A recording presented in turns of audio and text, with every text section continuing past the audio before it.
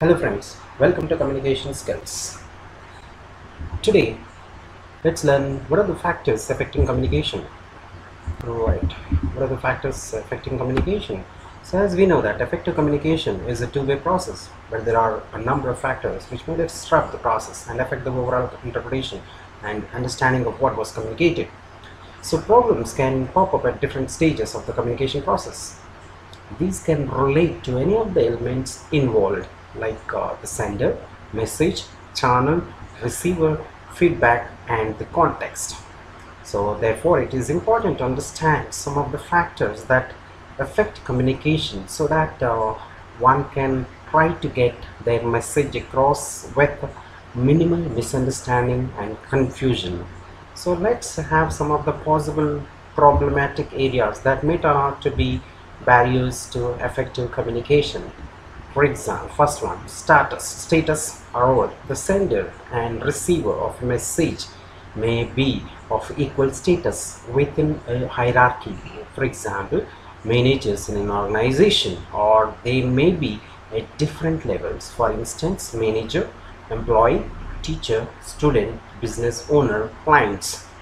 This difference in status sometimes affect the effectiveness of the communication process.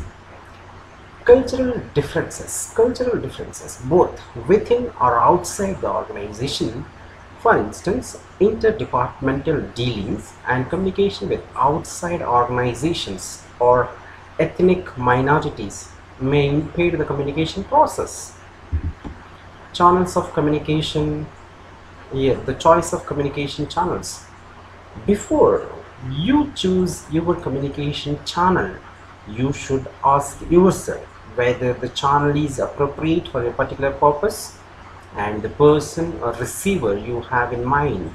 Sending messages via inappropriate channels can send out wrong signals and end up creating confusion.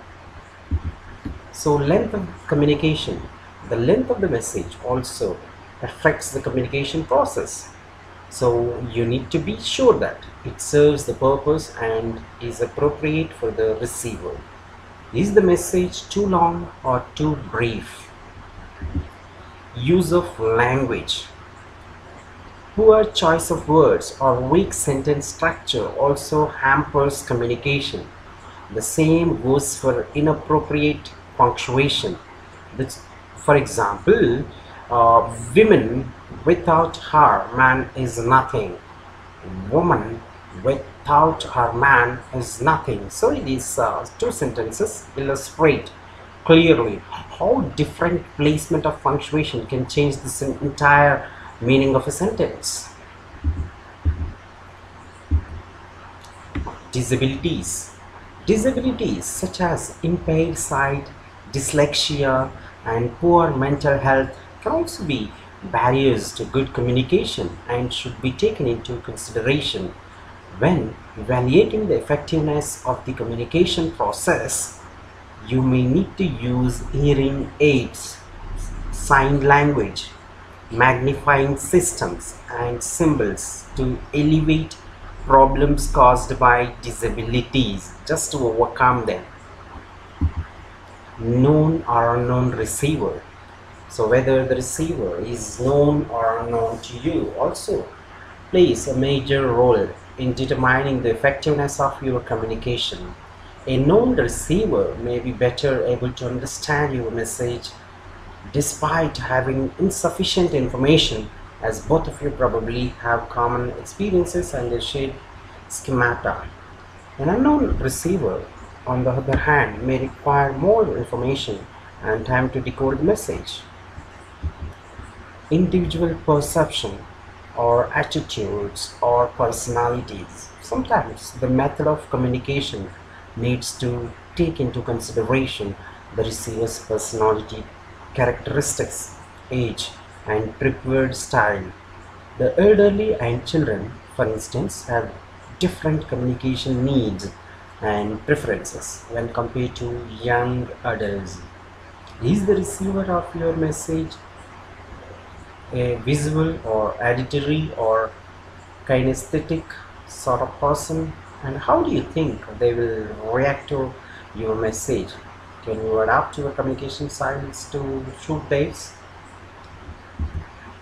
Atmosphere, noise, or distraction. Our surroundings can sometimes pose us barriers to effective communication.